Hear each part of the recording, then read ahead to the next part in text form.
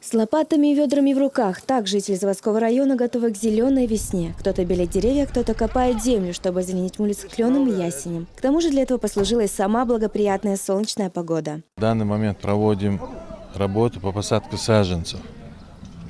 Предоставило нам их Министерство природных ресурсов при содействии партии «Единая Россия». Посадили мы сегодня более 120 саженцев, ясень, клен, вот такие разновидности. Для озеленения города и защиты окружающей среды. Наша организация способствует озеленению города Грозного.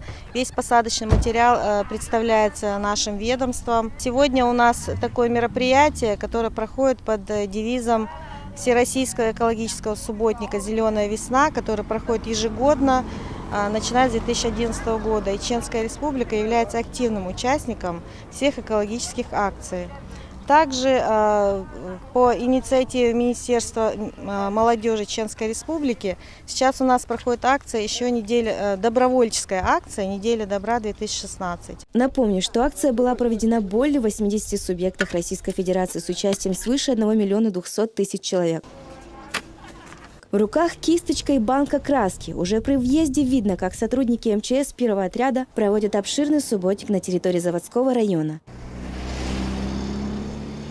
Здесь же красят бордюры и проводят работу по благоустройству и санитарной очистке дороги общей протяжностью в более 9 километров.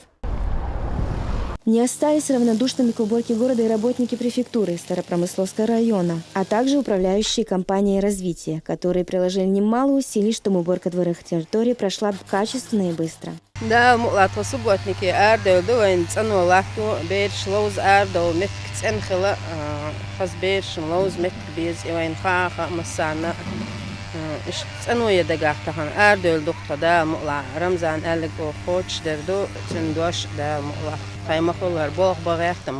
Сегодня, значит, мы находимся в городке Маяковского. Здесь проводятся работы силами работников префектуры и управляющей компании развития. Делают покос, делают подворку, делают обрезку деревьев, делают. Вместе с тем жители Шелковского района вышли на центральную дорогу. В уборке участвовали десятки людей, несколько единиц спецтехники. Пока мужчины вырубали деревья, женщины белили их.